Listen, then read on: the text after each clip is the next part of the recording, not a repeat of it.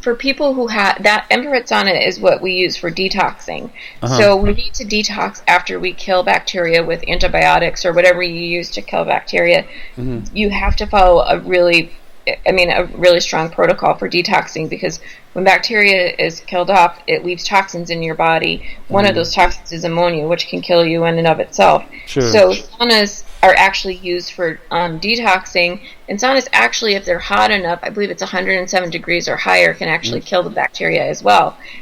The only thing that I would like to warn about in regards to that is if you have dystonia, which is also called POTS, which I have, you don't want to do that, because your blood pressure can be dysregulated and you can go into a seizure or you can pass out. And if you're home alone, which many people with chronic Lyme, many people with chronic illnesses are home alone, you don't want to do that, because that's very dangerous. But I'll talk about ozone therapy, and I'll jump into that. There's a lot of different ways to do ozone therapy, and because I'm tired, I'm not remembering what the other ones are. Maybe tomorrow morning when I'm a little more awake, I'll remember.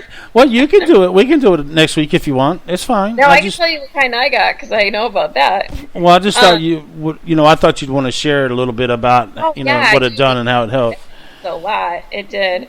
I only got a half a treatment, and it helped significantly. I mean, I definitely want people to know my experience and share it, because it was the best thing I've done yet, and I have tried so many things. I just am that person that I don't do well, so I cannot take antibiotics. I don't do well with them. My gut cannot tolerate them. My body just rejects them.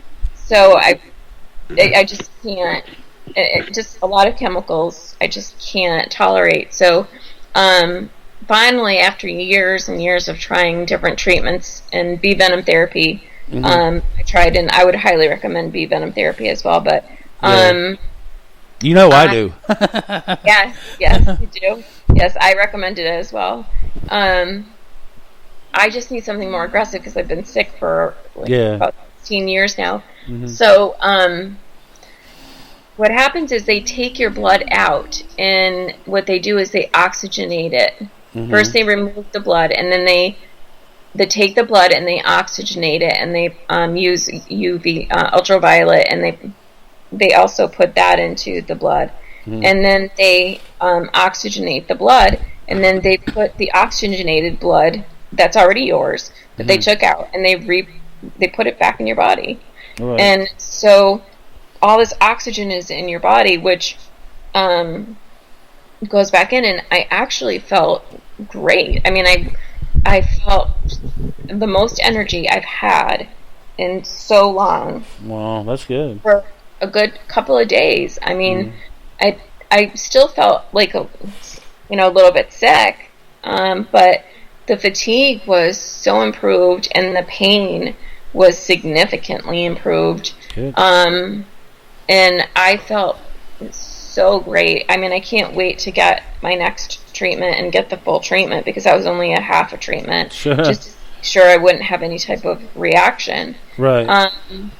And that was only I say only 140. Thank you, God. But compared to other things that I have done, $150 to feel like that, to me, was definitely worth it. I mean, that was a half a treatment. So if anyone's interested in learning more about where I went, or how to access this doctor that I saw, they can find me on Facebook, or it's Laura Ann Watt Closser on Facebook, or they can call me at 413-495-2131, and I'll be happy to share more about my experience. Though, I mean, it's been one treatment, but what an amazing experience. I cannot say enough. I mean, Sunday I was out at the mall shopping for hours. Wow. That's like that's good. In a long time. That's good. I didn't even want to go anywhere near a mall. I was like, yeah, right, that's not going to happen.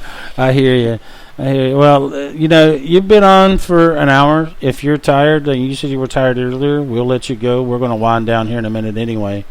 I just have one thing real quick I wanted to talk about. Sure. Take your time. I mean, we got time. I just know that you were tired anyway, so I was just being really nice. Tired, and I have to get up early because I have to go to Boston tomorrow. Oh, nice. To see my neurologist, but there is a young girl who's 14 who is in the hospital. Yes. I'd like to say some prayers for her, if we could. Sure. If everyone's okay with that. Sure. She has a blood clot, and she's on a PICC line, and the doctors are not being very cooperative. Right. Being very generous with my words right now. Thank you. Thank you. It's not an R-rated show. Right now, they're not wanting to remove the PICC line. The person who's actually supposed to remove it, they're trying to kind of, I don't know, they're trying to pass the buck, basically. And if the wrong person removes the PICC line, the blood clot could break up and it could kill her. Yeah, now, she's only 14, right? She's 14, and she's someone that I know very, very well.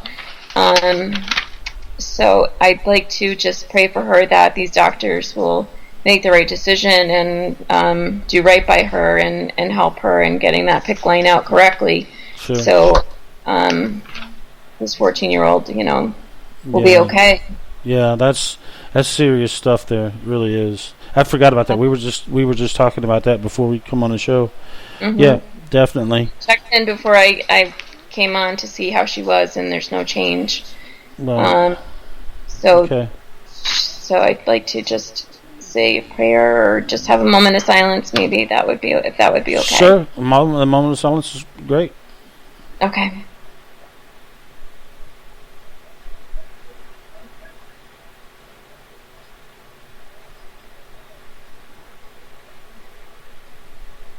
I want to say that it's very sad for everyone, especially for a teenager, 14 years old. That's just it's unbelievable. So everyone, please pray for this little girl. It's a serious issue, folks. It really is. And there's a lot of kids with chronic pain disorders, with chronic Lyme and CRPS and so forth and so on. It's so sad. I've met some of them in person, and they're full of life. And the kids with cancer is just as bad. It's sad. I don't understand it. It's too sad. It is. I do Lyme Pals, and if anyone wants to volunteer or donate, they can contact me as well. And I send presents and books and all kinds of fun little things to children who have chronic Lyme. Right. And then they send letters back if anyone wants to volunteer or help me with that. I think it's really important to remember that it's hard for us as adults to deal with this kind of pain. So sure. I call them the little warriors, but I really like to remember that I can't imagine being a child and dealing with this, with any illness. So if anyone's interested in helping out with that, that's part of Hand in Hand for Lyme disease. It's a program that we have. I'd really appreciate it because I'd like to see every child that has chronic Lyme getting a Lyme Pal. Sure. Yeah, and anybody, if you don't, you can message myself, Wayne, or Brian for that matter, and we can get to Laura, or you can message her, whichever you prefer. But we're always here. If you can't reach her for some reason or reach somebody else, you can always reach the other person. So I just want to throw that in there because we all are part of this, and we're here to respond and help as much as we can in any way we can. So I just had to put my 2 cents in, Laura. I'm sorry. No, thank you so much. I love your 2 cents. I love that you're helping all of you. I mean, I think it's amazing, and I love helping all of you as well. And anything that I can do, if I see a post and I see that you need help, I'm always trying to and willing to try to help in any way that I can as well. Yeah, just share our new home. Now that I've got the audio problem solved, thanks to one listener that used to listen to a friend that used to listen to us on Blog Talk Radio, but she got frustrated with the service and couldn't hear the shows half the time, so she quit listening.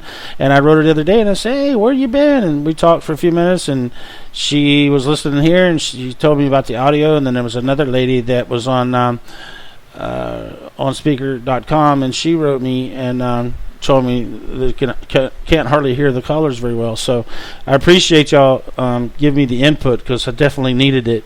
And I'm glad that we got it working, and I'm glad that we've made the move over here. And I'm happy here, and I think we're going to go a long ways with all of this. And thank each and every one of y'all for helping me.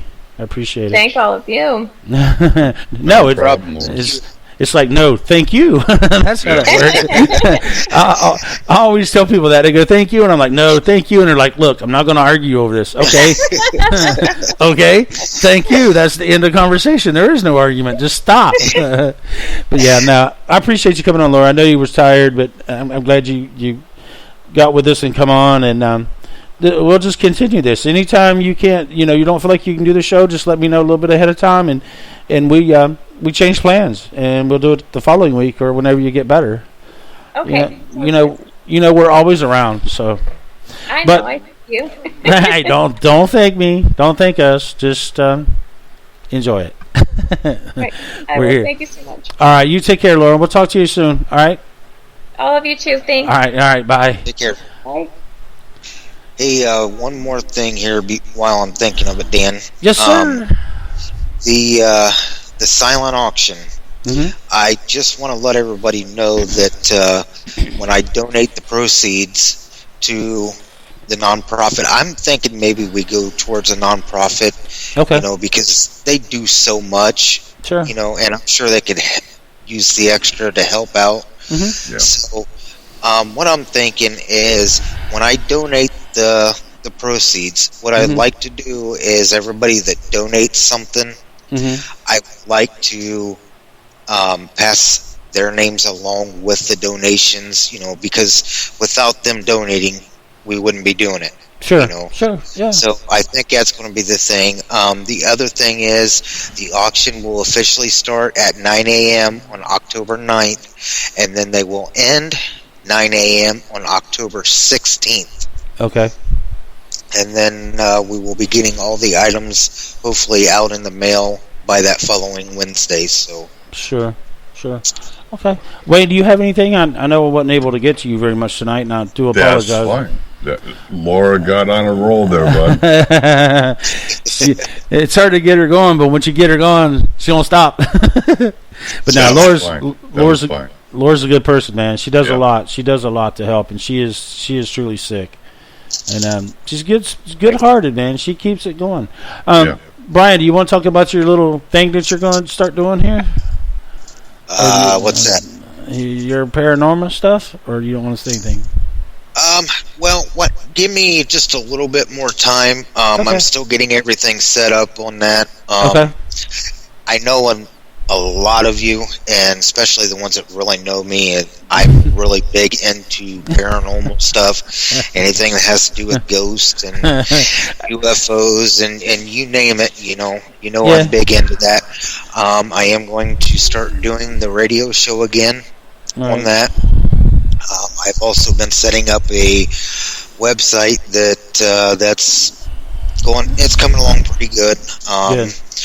Websites like that, you never truly come to a complete finish on them. That's something that just stays going and going and going. But I'm hoping within the next week or so, I should be ready to get things rolling on that again. So. Okay. Hey, when you go in there and check that, will you check and see if we can do anything else besides just the two?